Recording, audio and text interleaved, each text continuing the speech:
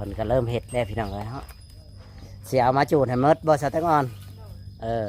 เฮ็ดให้มันแปลนนี่แหละมาจูดให้มันหมดพี่น้องเอ้ยเนาะแต่ซะแตงอ่อนดูให้เพิ่นเฮ็ดพี่น้องเอ้ยเพื่อนเพิ่นจังหวะเจ้าก็เก็บตัวนี้ออกเด้อนี่เด้อตัดออกเด้อนี่เด้อต้นกล้วยตัดออกเคลียร์นี่ให้มันแปลนแล้วก็ตัวใดมันหกเฮาก็เก็บไป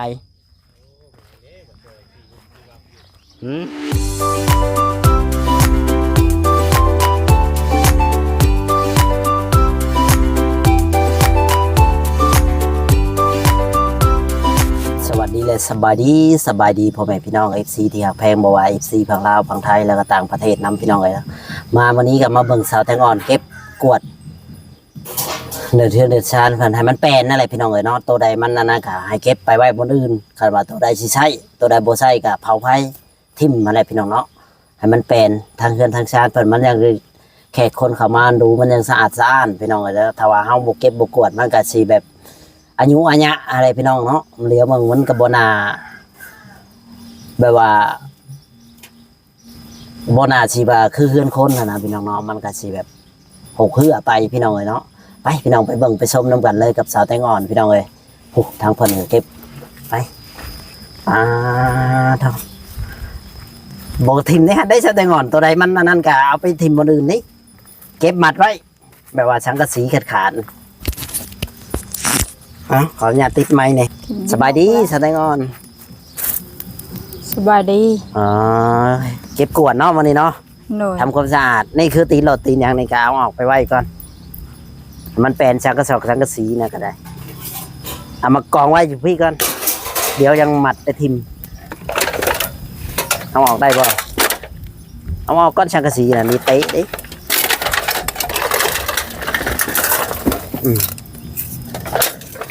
เอาไว้ปลูกปลูกนี่ก็เก็บไว้ก่อนยันว่าอยากปลูก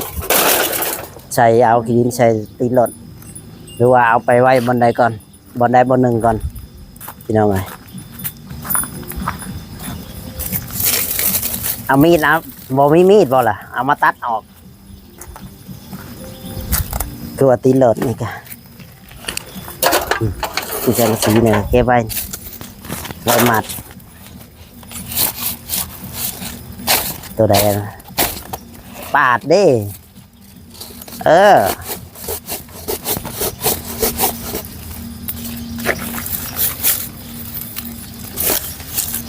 คอยจูดไปน้ำ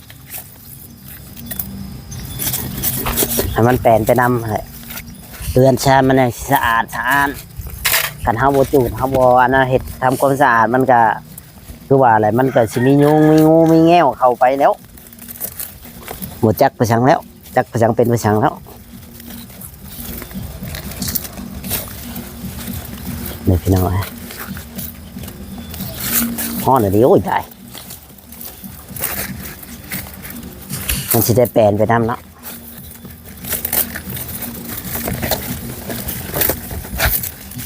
คือแบบนี้ก็จุดไปแล้ว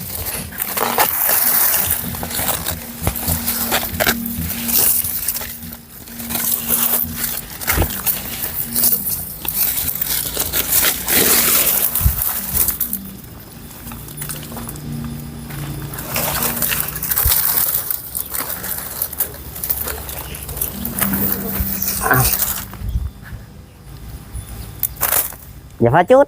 เอาทีละหน่อยกันเดี๋ยวกันให้มันใหม่ตัวนี้ก่อน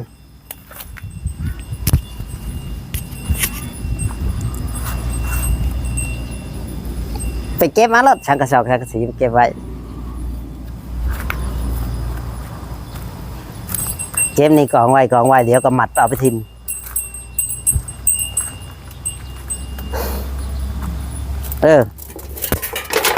ให้มันสะอาดนี่เดี๋ยวก็เอาเชือกมัด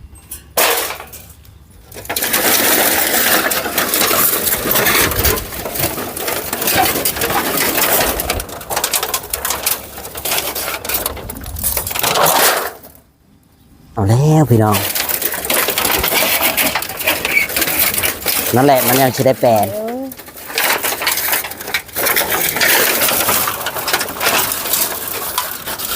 มันยังจะได้ใหม่ไปเทเลกันนอน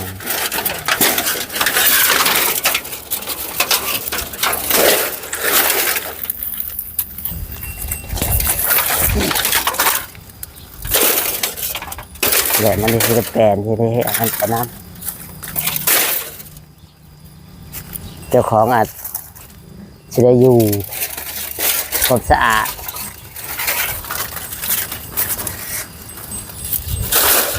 นี่แหละพี่น้อยเนาะผมสาวแตงอ่อนเก็บกวด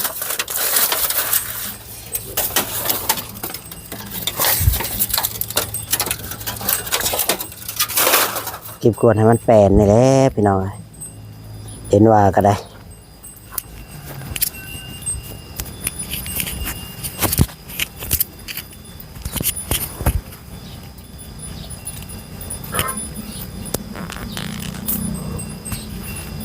หกหลายกับโบมีคนอยากเข้ามาเลย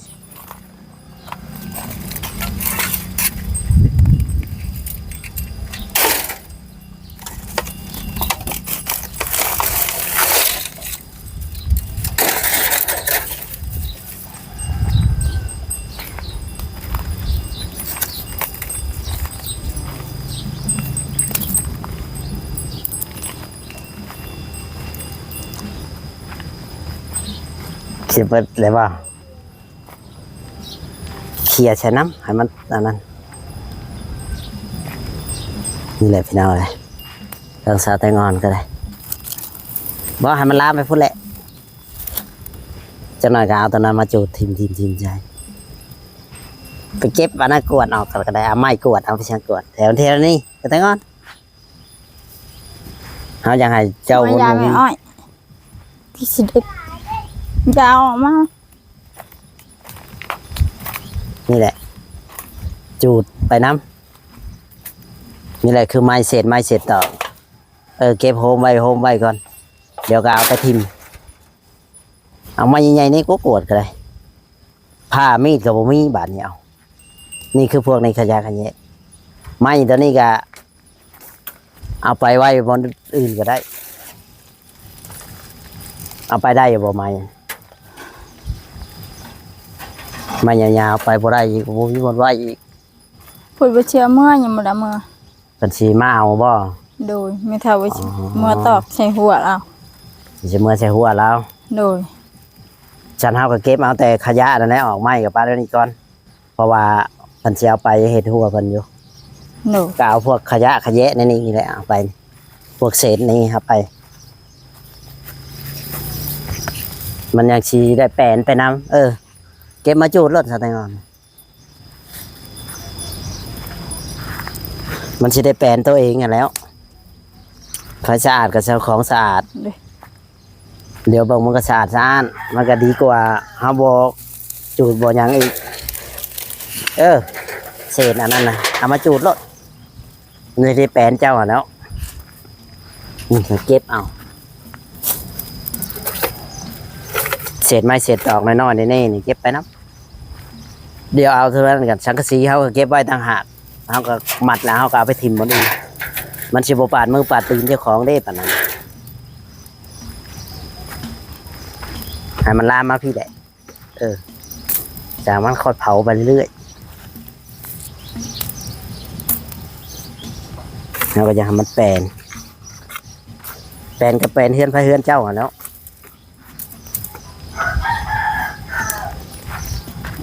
นี่แหละพี่น้องเนาะเก็บทิมใช่ไหมนี่แหละคือเศษไม้นี่เก็บไปแล้วตัวใดมันใช้บ่ได้คือกินไม่ต้องเก็บไปทิมมันจะได้แปลนสะอาดเป็นเจ้าของและสะอาด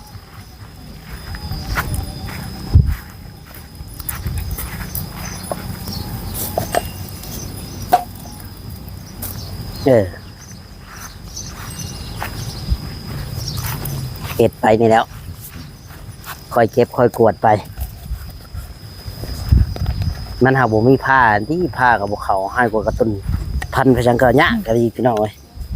ผ้าเกินซาเต็งโอ้โหปาดไปจังก็บ่ได้เฮ็ดไปจังก็บ่ได้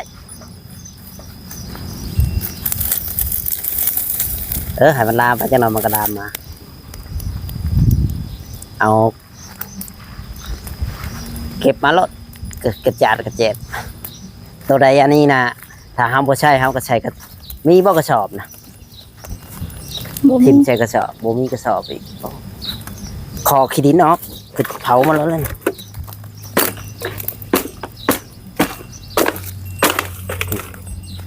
คอขี้ดินออกกระจูดรถคือแบบนั้นมันยังแปลนไปน้ำกวบลงแล้วก็คอขี้ดินออกแล้วกระจุกพวกสังกะสีครับก็เก็บไว้เป็นแก้วเป็นโกดเออทิมเสียไพ่แล้วคอยเห็ดไปนั่นแหละกวบเอาฮอนมดแล้วตัวมันเป็นประชังโยงประชังขังติบเข่านะก็เก็บแน่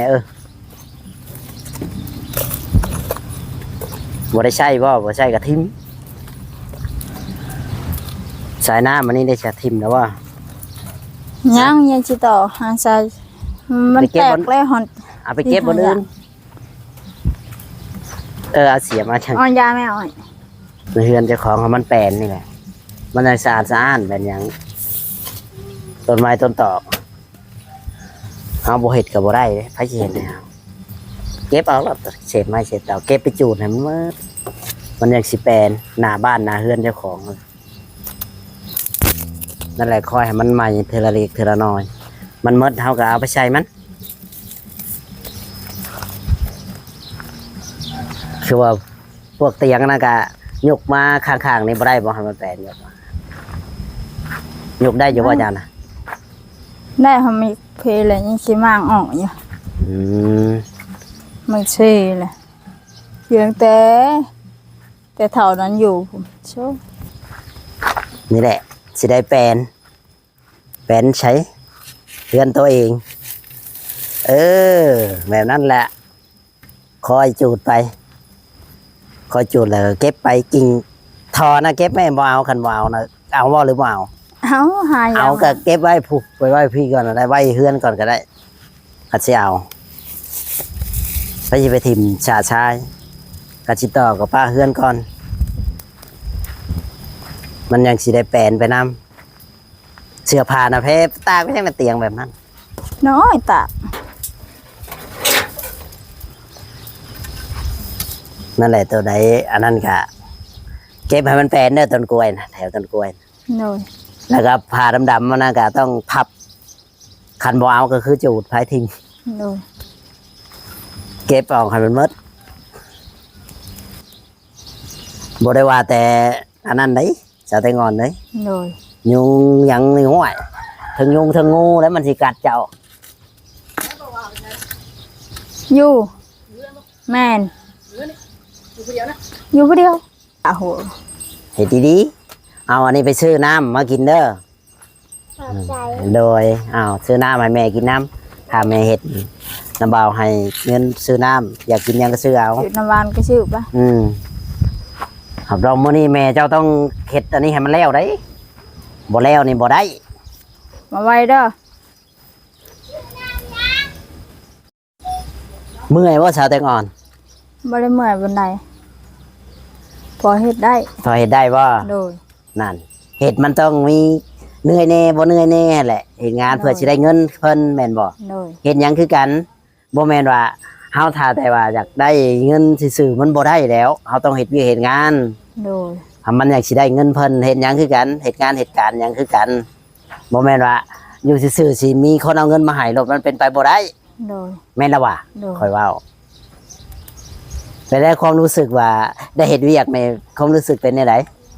เป็นไงพอเฮ็ด บ่เฮ็ดบ่ โดย บ่แม่นว่าเมื่อยนะ โดย เมื่อยก็ว่าเมื่อยเด้เฮ็ดงานไผสิว่าบ่เมื่อย ก็เฮ็ดเลยนะ อ๋อ เชียร์หยาเชียร์หยังก็เฮ็ดเฮ้อ ทนเอา โด เพื่อย จะได้เงินเพิ่นหยังคือกัน เจ้าต้องสู้มาแล้วว่า นี่แหละ การเฮ็ดเวียกเฮ็ดงานมันก็อาจสิเมื่อยในขณะเฮาเฮ็ดซำนี้มันก็ยังเมื่อยเฮ็ดแปลนก็แปลนเฮือนตัวเองหกก็หกเฮือนตัวเอง เจ้าบ่เฮ็ดเลยมันก็บ่ได้ เนาะ โดย หยังคือกัน มันต้องเก็บออก เดี๋ยวเฮาสิเบิ่งว่า ผลงานเจ้าสิเก็บออก ได้ซำใดถ้ามันคือต้นกล้วยนะเฮาให้ซับออกแล้วต้นกล้วยตัวนั้น โดย ต้นกล้วยตัวนั้นครับพี่น้องไอ้ซ้ำออกให้มันแปลนแล้วก็สังกะสีนะก็เอาไปทิมบอนอื่นทิมใช้ได้มีบอนทิมบ่ บ่มีเลย บ่มีตัวใดก็เฮาให้พับไว้จังกะสีมัดไว้เฮาไปบนอื่นเฮามีบนทิมเฮาก็ไปทิม โดย มัดไว้เป็นที่เป็นทางสังกะสีที่ว่ามันขาดแกะ โดย บ่แม่นว่าสิอายุอันนี้แบบนี้มันบ่ได้ เป็นหยังมันยังบ่ได้ เพราะว่าสังกะสีมันยูๆๆแบบนี้มันก็